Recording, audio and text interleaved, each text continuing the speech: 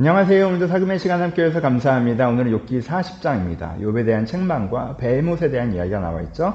내용을 함께 살펴보도록 하겠습니다. 하나님께서 욥에게 하시는 이야기는 크게 두 단락으로 나눠볼 수 있습니다. 첫 번째 단락은 40장 초반에서 끝나는 것이고요. 두 번째 단락은 40장 중반에서 시작하는 것입니다. 그래서 여기서부터 이워다야단 얘기까지가 한 단락이 되고요. 그리고 처음 시작부터 여기까지가 한 단락이 됩니다.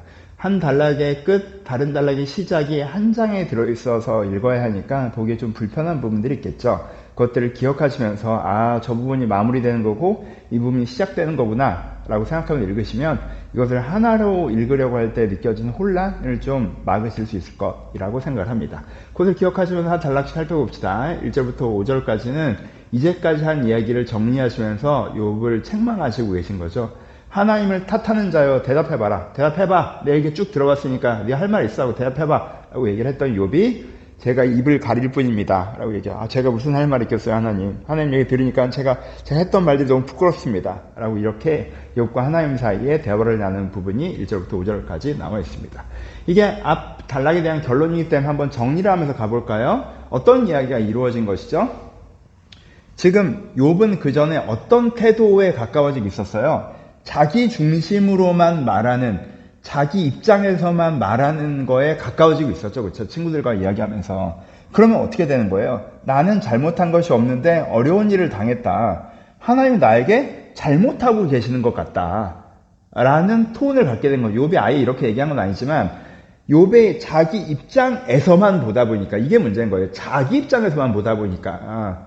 그러면 자기 입장에서 이 말이 맞잖아요. 난 잘못한 것이 없는데 어려운 일을 당했고 그러니까 하나님께 좀 섭섭함을 넘어서 좀 이 정도면 좀 잘못하고 계시는 거 아닌가? 왜 이렇게까지 하는지 잘 모르겠다 라는 생각에 과도하게 사로잡히는 거죠. 왜? 자기 입장에서만 보니까. 근데 하나님께서 무슨 얘기를 하셨어요? 하나님께서 욥에게 하나님께서 지금 욥에게 너 하늘 만들었어? 너 땅 만들었어? 닥쳐 이렇게 얘기하신 게 아니죠. 하나님께서 무슨 얘기를 하신 거예요? 네 입장에서만 보지 말고 시선을 넓혀봐 라고 하시는 거예요. 시선을 넓혀보면 뭐가 보여요? 하나님이 보이고 하나님과 함께 만들어져가는 세상이 보인다는 거예요.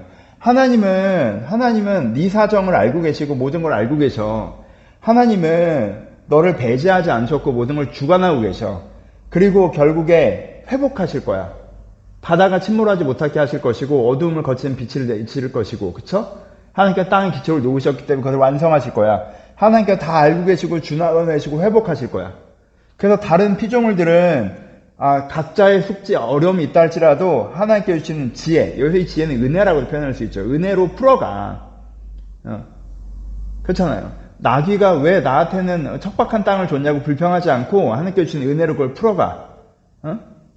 염소가 난 왜 이렇게 빨리 독립했어야 되냐고 불평하지 않고 하나님께 주시는 은혜로 풀어가고 있단 말이야. 하나님께서 알고 주관하고 회복해 가시기 때문에 지금 당장 좀 어려운 숙제가 할지라도 주신 은혜 가운데 풀어가는 것이 이 많은 심지어 나귀들과 염소들도 이렇게 살고 있어. 근데 왜 너는 갑자기 네 입장에서만 빠져서 이 하나님께 도도하게 회복해 가시고 그 과정에 어려운 일이 있다 할지라도 각자의 부르심으로 참여하고 있는 사람들이 있는데 왜 갑자기 네 입장에서만 빠져서 너는 의롭고 너는 억울하고 하나님이 잘못한 것 같고 너는 무조건 행복해야 되는 게 너의 권리고 정의인 것처럼 막 그러는 건데 라고 이제 얘기를 하시는 거죠. 근데 욥이 사실 이렇게까지 생각한 건 아니었잖아요. 욥은 이 고백이 있는 사람이잖아요. 주신 분도 여호와시고 가져가신 분도 여호와시잖아요. 그렇죠? 그러니까 욥이 이 하나님의 말씀을 듣고 하나님 정말 제가 왜 이렇게 제가 갑자기 너무 이 사람들이랑 얘기하다가 막 거기 빨려 들어갔었네요. 제가 할 말이 없습니다. 부끄럽습니다. 이렇게 고백하는 장면이죠. 그렇죠? 이 장면 자체를 여러분들이 깊이 묵상해 보실 필요가 있는 거죠. 그렇죠? 그러니까 그 오해 욥이 나름대로 자기 입장이 있었는데 하나님이 내가 하나님인데 내 마음대로 하는 거지 닥쳐 이렇게 한 게 아니다. 내가 다 알고 내가 회복해 나가는데 많은 피조물들이 그걸 신뢰하고 그 어려움 속에서 동참하고 있는데 갑자기 왜 너 이렇게 네 입장만 생각하면서 시야가 좁아져가지고 전체적인 뷰를 보지 않고 너의 뷰에서만 갇혀서 왜 전지적 작가 시점으로 볼 줄 알았던 애가 왜 1인칭 주인공 시점에 갇혀서 이렇게 삐딱선을 타고 있어 라고 설득하셨고 욥이 그걸 듣고 진짜 내가 욥이어서 좀 민망했을 거 아니에요. 하나님 제가 이거 다 알고 있었는데 왜 제가 왜 이랬을까요? 이런 진짜 은혜로운 설득이 있었던 것이다 라는 부분들을 여러분들이 기억해 주셨으면 좋겠습니다. 그런데 다음으로 무슨 얘기를 하시는 거예요? 다음으로 그 다음 단락을 시작하면서 야 너는 역사를 주관할 능력이 없다 라고 얘기하세요. 그러니까 뭘 얘기하시냐면 욥에게 지금 또 같은 책망이긴 한데 네가 지금 나는 지금 힘들어. 그냥 빨리 내 인생의 리워야단을 내쫓고 싶고 내 인생의 베헤못이 이루어져야겠어. 베헤못은 하나님의 역사거든요. 그러니까 내 인생에 내가 힘드니까 지금 당장 이거 빼고 이거 넣자. 이런 태도잖아 네가 지금. 아니 그만하시고 이제 그만하고 리워야단 내쫓고 베헤못 데려와요. 내가 그렇게 해야겠어. 막 이런 태도다 네가 갈고리를 들고 리워야단을 내쫓을 수 있고 리워야단을 잡을 수 있고 베헤못을 끌고 갈 수 있는 사람처럼 네가 네 인생의 나쁜 일을 다 없애버리고 네가 네 인생의 좋은 일을 다 만들 수 있는 능력이 있는 사람처럼 네가 막 그러는데 너 그런 사람 아니다. 너는 하나님께서 해가시는 큰 일을 보고 신뢰하고 네 주어진 소명에 동참해서 그것을 만나가는 사람이지 네가 막 리워야단 내쫓고 네가 베헤못 끌어오고 그런 사람 아니다. 그런 능력과 이렇게 없다라는 부분들을 얘기하세요. 그게 이제는 리워야단 얘기까지 41장까지 이어지는 하나님의 비판의 이제 핵심적인 구조예요. 그러면서 이제 오늘은 무슨 얘기를 해요? 오늘은 그래서 네가 교만한 자를 낮출 수 있냐라고 하면서 네가 여기서 이제 하나님의 질문은 이중적이죠. 네가 베헤못을 끌고 그러니까 네 인생에 하나님의 역사를 이루어내고 네 인생의 악한 영의 역사를 네가 무너뜨리는 걸 네가 할 수 있어? 네가 교만한 자를 낮출 수 있어? 네가 이 세상에 하나님 나라를 구현하고 악한 영을 무너뜨리는 그 하나님 나라를 구현하는 일을 네가 할 수 있어? 라고 물어보시죠. 근데 이 표현에는 뭐가 담겨 있어요? 지금 욥이 지금 뭐 했어요? 친구들 3명한테 논쟁하면서 입 닥치게 하면서 뭐예요? 이 교만한 것들 내가 니네를 낮추겠다라고 한 거잖아요. 그쵸? 하나님이 여기서 이제 두 가지가 있는 거죠. 야, 지금 그게 중요해? 교만한 자를 낮추는 게 네 친구들이 어리석은 말을 하는 거, 네가 말싸움으로 이기는 게 교만한 자를 낮추는 거야? 진짜 교만한 자를 낮추는 건 이 세상에 악한 영의 권세를 깨트리고 하나님의 역사가 이루어지게 하는 게 교만한 자를 낮추는 거잖아. 근데 그거 너 못하잖아. 네가 못하잖아. 네가 나와 함께 할 때 그 일을 이루어내는 거잖아. 라는 얘기를 하시는 거죠. 그렇죠? 그래서 여기서는 친구들의 교만을 낮추는 것에 굉장히 함몰되어 있던 욥을 뭐라고 하시면서 진짜 네가 낮춰야 되는 교만한 것이 무엇인가? 하나님 나라의 역사가 이루어지는 것 아닌가?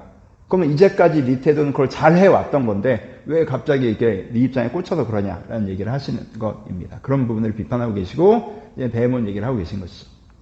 그래서 이 부분에서도 우리가 정말 이제 욥에 대해서 다시 한번 생각해 볼 수 있죠. 욥의 첫 태도는 하나님과 함께 하나님의 역사를 이루어가고 악한 영의 권세를 무너뜨리는 일을 한 거잖아요. 사탄에게 승리하고 있는 일을 하고 있는 거잖아요. 그렇죠? 욥은 이미 베헤못을 이루어내고 리워야단을 내쫓는 일에 동참하고 있었단 말이에요. 그렇죠? 근데 후반부에 이게 이제 조그만 거에 꽂히면서 갑자기 약간 스텝이 꼬인 부분이 있는 거죠. 그 부분들 우리가 기억하고 묵상해 필요가 있고요.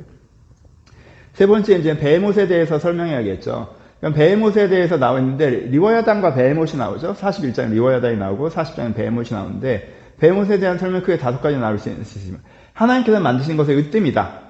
크고 강력한 존재다. 그래서 리워야단처럼 정확하게 모습이 형상화되게 그려주고 있지는 않아요. 크고 강력한 존재. 엄청나게 크고 강력. 근데 풀을 먹어요. 하나님을 섬기고요. 강물을 삼킵니다. 이게 베헤못의 특징으로 묘사되고 있어요. 그럼 베헤못이 상징하는 건 뭐예요? 리워야단은 사탄을 상징하면요. 베헤못은 하나님의 나라의 역사가 이루어진 것, 하나님의 회복을 상징합니다. 여러분 이사야서에 보면 사자가 풀을 먹는다라는 표현이 나와요. 그래서 풀을 먹는다는 표현은 하나님의 창조가 회복되는 것에 대한 상징성이 있어요. 하나님이 만드신 가장 으뜸인 존재가 하나님의 나라의 회복을 세우고 동참하는 거죠. 강물을 삼킨다는 건 뭐예요? 옆에 소용돌이가 있고 강물이 와도 얘를 해치지 못한다는 게 뭡니까? 이제는 더 이상 혼돈이 악한 것들이 이것을 어떻게 하지 못한다라는 것들이 있는 거죠. 그래서 베헤못이 거기 서 있다라고 하는 건 하나님의 뜻이 이루어졌다. 하나님께서 하나님의 나라를 회복하셨다라는 의미와 상징성을 가져요.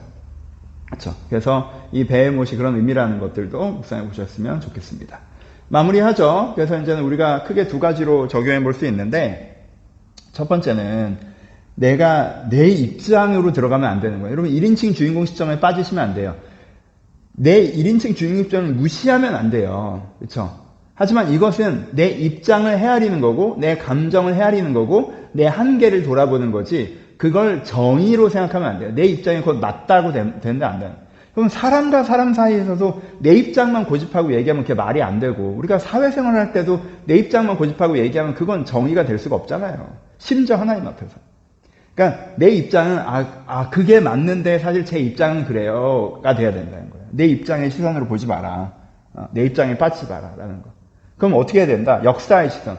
하나님께서 세상을 어떻게 해가고 계시나 하나님 나라의 역사의 시선에서 봐야 된다는 거예요.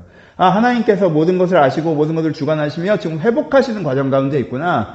거기에 염소와 나귀로 표현되는 많은 사람들이 어려운 상황 가운데 하나님께서 주신 지혜, 은혜로 그 일에 동참하고 있구나. 나도 거기에 동참해야겠다. 하나님께 지금 나에게 주신 숙제가 무엇이고 나에게 주신 은혜가 무엇인지 내가 그렇게 참여해야겠다. 내가 이 역사의 시선을 갖는 것이 되게 중요하다라는 것들이 필요하죠. 이 역사의 시선에 뭐가 담겨 있는 거예요? 역사에 대한 신뢰죠.